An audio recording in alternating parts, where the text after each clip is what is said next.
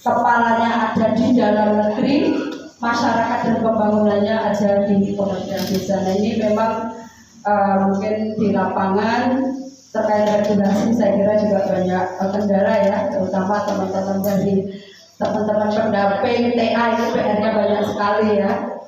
Itu mudah-mudahan di tahun berikutnya juga karena sebetulnya sudah ada beberapa koordinasi antar kementerian PMK dengan kementerian yang membawahi dari, mudah-mudahan nantinya juga tidak ada regulasi yang membingungkan di desa.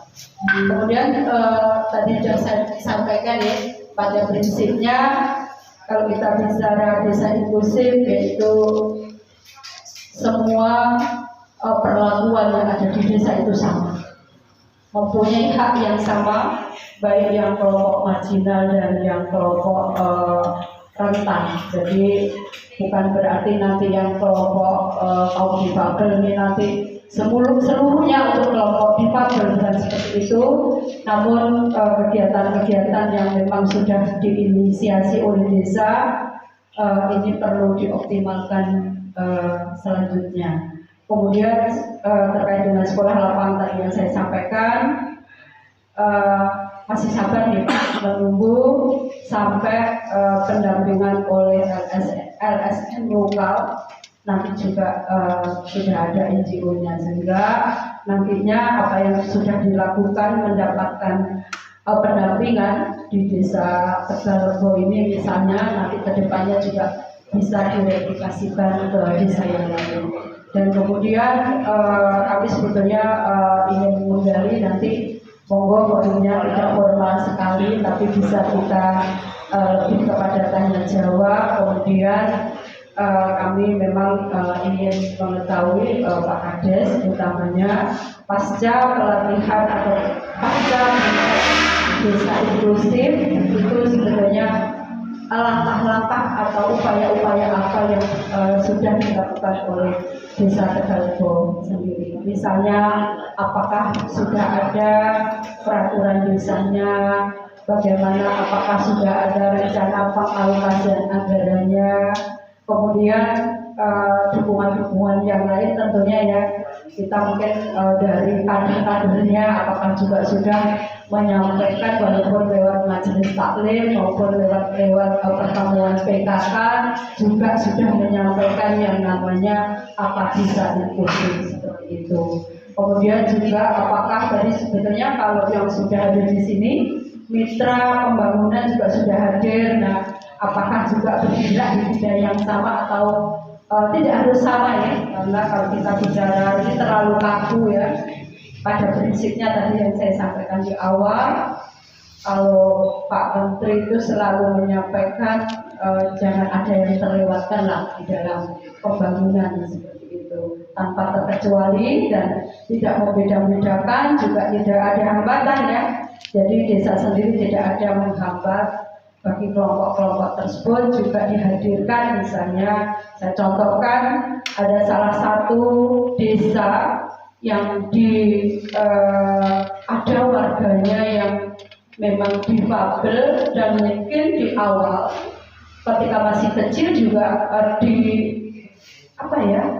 tidak dikeluarkan dari rumahnya karena merasa ini kalau difabel itu aib, mungkin seperti itu keluarganya. Tetapi lambat laun begitu beliau harus juga mungkin harus menikah atau mempunyai hak ya, walaupun kelompok-kelompok yang memang difabel juga mereka punya ini. Nah mereka itu ada Pak izin saya sedikit, begitu salah satu orang yang difabel ini dihadirkan di dalam musyawarah desa belum musrembang, itu juga beliau mengucap syukur, puji syukur, alhamdulillah kok saya baru tahu yang namanya kantor desa.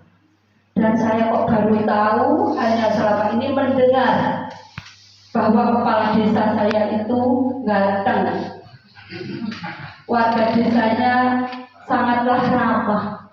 Karena saya tidak pernah keluar dan baru kali ini saya tahu bahwa ini ternyata desa saya seperti ini, kantor desa seperti ini. beliau mengucap syukur yang luar biasa dan membuat haru. Dan saya yang cerita pun saya sekarang sudah mengeluarkan air mata. Nah ini jangan sampai kelompok-kelompok tersebut juga tidak dilibatkan. Tidak hanya dilibatkan di dalam musyawarah, namun juga mungkin ada hak-haknya juga yang mungkin dipenuhi. Mungkin ini yang dapat saya sampaikan. Mungkin nanti dari tim tadi saya sudah diperkenalkan. Mohon izin, ini kami ada tim dari teman-teman dari staf dari P3PD. Mohon izin, Mas Andrianto bisa berdiri. Nah ini Mas Andrianto Pak, kami yang membantu di sekretariat. Kemudian Mbak Uka, ini dari tim teknis juga yang selalu membantu. Mungkin para TA maupun pendamping sudah sering ya, karena Mbak Uka sebelumnya juga menjadi pendamping ya di Kuningan ya di Jawa Barat, dan Mbak Uka ini juga punya pengalaman, saya kira pengalaman lapangnya juga sudah luar biasa ya dari PNPF, kemudian juga ke sini sudah gabung di GST dan kemudian sekarang juga gabung di kami di P3PD. Mungkin ini Mbak Uka nanti kalau akan ada yang ditanyakan monggo. Nanti kita nyantai ya Pak Camat ya, tapi monggo kalau memang ada yang punya tugas yang lain, kami jangan sampai mengganggu ya Pak Camat ya, Bapak Ibu sekalian. Jadi agar kita juga mendapatkan informasi yang lengkap berkaitan dengan persiapan desa inklusif. Demikian beberapa hal yang dapat saya sampaikan. Dan mohon maaf apabila kami sudah merepotkan. Jadi sekali lagi kami mengaturkan banyak terima kasih dan nanti dilanjut oleh Pak Uke ya, mungkin ada beberapa hal yang akan ditanyakan. Saya akhiri dengan taufiq wal hidayah. Wassalamualaikum warahmatullahi wabarakatuh.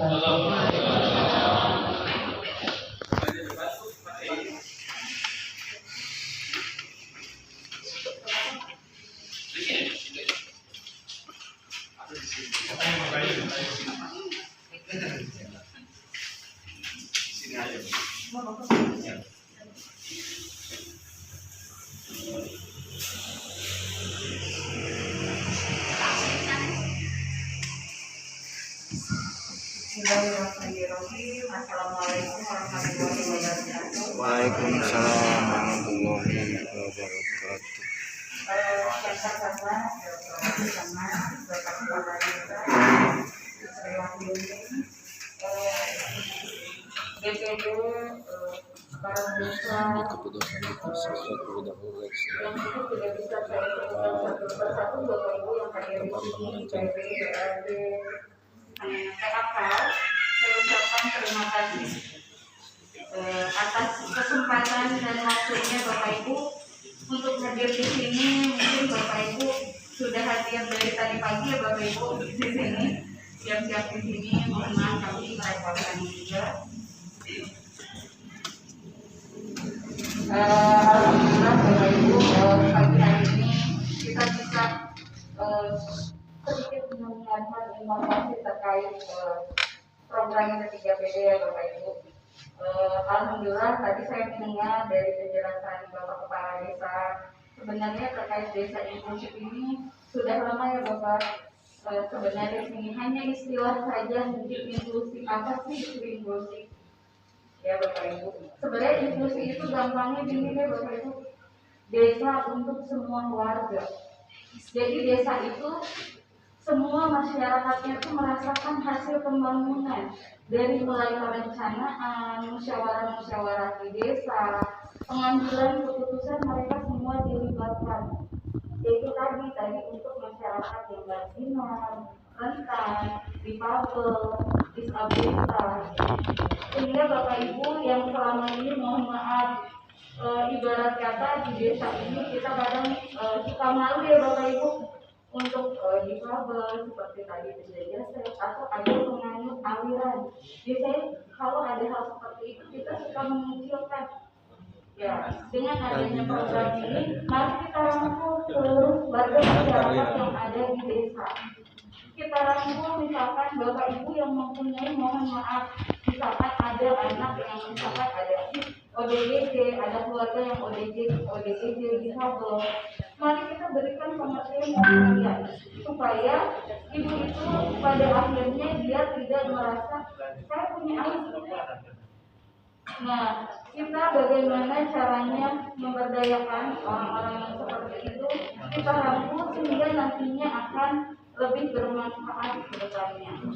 Nah, kita berharap melalui program ketiga PD ini, desa, khususnya desa Tegalega Bapak Ibu, misalkan nanti sesuai ketetapan desa ditetapkan sebagai desa inklusif, saya berharap baik dari dukungan APBD-nya nanti akan diimplementasikan misalkan melalui Perdes dan akan mengalokasikan misalkan ya Bapak Ibu dari alokasi APBD berapa persennya untuk mendukung itu tadi masyarakat yang marginal dan rentan.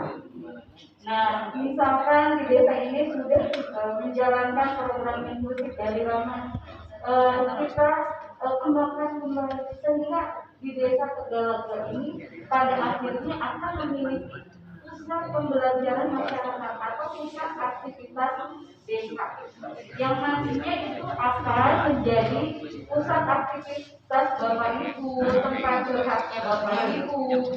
Kita melakukan pelatihan atau sosialisasi apapun.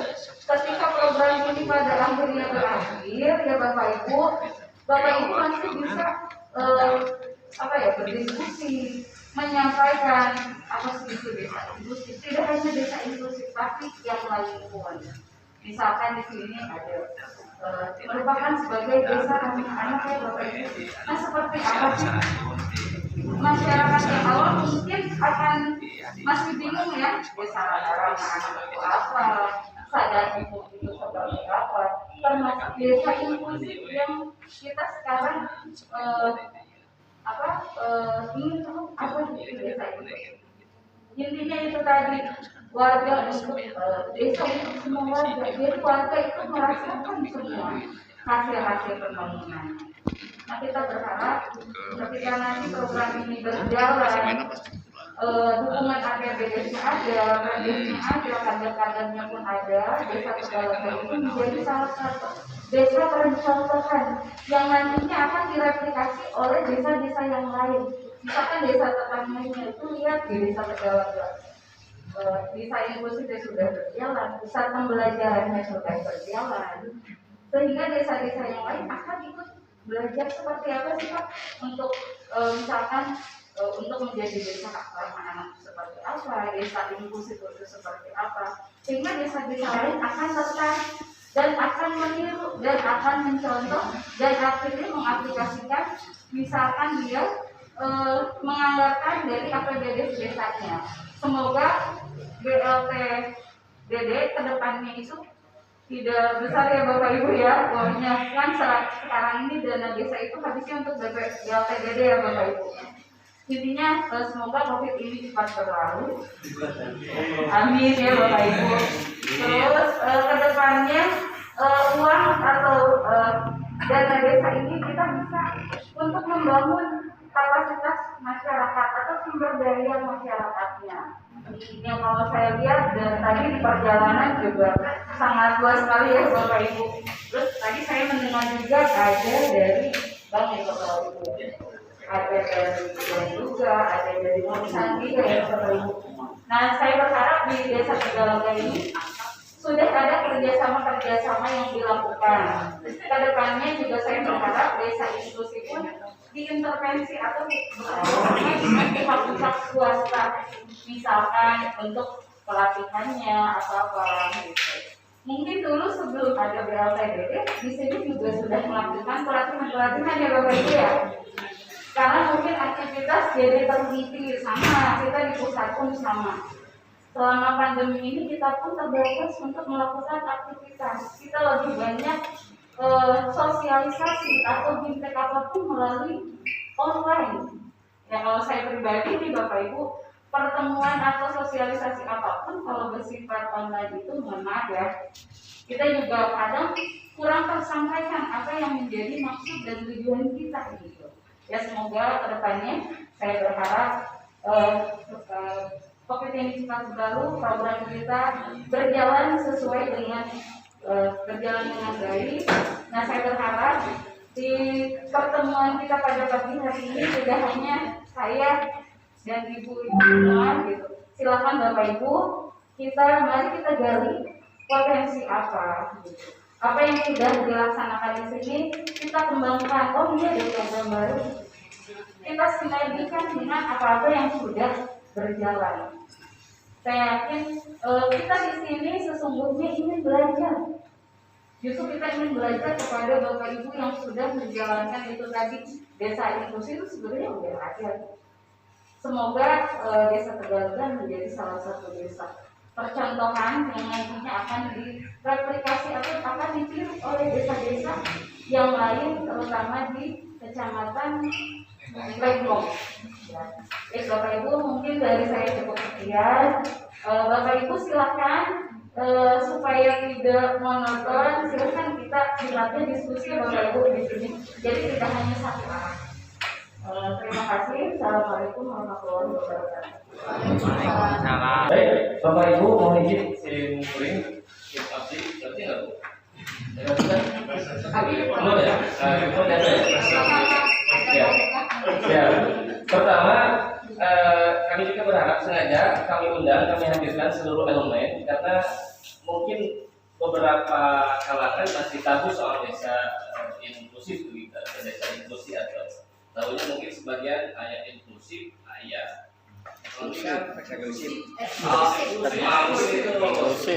nonton. Maka kami berharap kepada sahabat-sahabat yang belum tadi mengetahui secara utuh apa yang desa inklusif, mari bersama kami sadar betul, kami yakin betul tidak bisa menyelenggarakan pemerintahan desa yang baik itu dengan tenaga kekuatan kami saja begitu perangkat desa BPD begitu, tapi ini kerja amal jabatan begitu kolektif kolegial, makanya kami hadirkan semuanya. Alhamdulillah ada sesepuh kami juga dari kantor urusan agama yakin kalau di KUA sendiri juga tidak terbang. Ini akannya sebagai daftar berusaha di kaum mana gitu kan ya. Bahkan manusia kan masih takut kan, masih takut kan ya. Jadi seperti itu insyaallah. Jadi sekali lagi para sahabat-sahabat, kami berharap semuanya memahami soal atau tadi program desa inklusif ini sehingga mari bersama-sama ke depan kita upayakan, kita lakukan karena kami juga yakin betul ini tidak semata dikeluarkan program ini kalau tanpa ada tujuan yang memang berdampak manfaat kepada seluruhnya begitu. Mungkin itu tambahan dari kami. Kalaupun ada izinkan Ibu untuk mungkin beberapa menyampaikan tanya jawabnya. Adapun untuk di desa kami sendiri Tegalega, pada tahun 2020 kami sudah pernah melakukan penganggaran untuk bimbingan teknis dan sekaligus bantuan kepada kaum disabilitas Bu. Kesininya karena reputasinya semakin menjadi-jadi sehingga mohon izin itu belum dapat kami lakukan kembali. Adapun langkah-langkah yang sudah kami lakukan pasca kami melakukan bimbingan teknis, pada saat itu kami melakukan bimbingan teknis saya sendiri dan dari perwakilan Ibu Aap dengan Ibu ya sebagai kader yang turut mengikuti pelatihan tersebut. Beberapa upaya sudah kami lakukan dari mulai penyempurnaan pendataan begitu Bu. Kami juga sudah memiliki by name by address kaitan dengan data disabilitas begitu Bu, yang tercatat di kami ada 56, data lansianya juga ada 117-an jiwa, data narapidana juga ada 15, data stunting ada 71 dan termasuk juga data PSK begitu tercatat ada begitu. Tapi itu kenapa kan disebutkan? Kenapa kan disebutkan? Rahasia itu mah. Rahasia itu mah. Politik itu sebagai tambahan, artinya semua elemen itu menjadi perhatian kita. Makanya saya anjurkan teman-teman dari Ormas OKP juga, mari kita tahu soal tadi. Teman-teman OKP Ormas juga rekrutmen anggota mungkin jangan terbatas soal mereka yang para gagah bergigih saja begitu. Tapi kita rangkul semuanya itu tadi tercipta di desa Tegalega ini benar-benar desa yang menjalankan desa inklusif. Terima kasih, mohon maaf tambahannya. Selanjutnya acara tanya jawab yang akan dipandu oleh Kak Andri dengan segala hormat kepada Bapak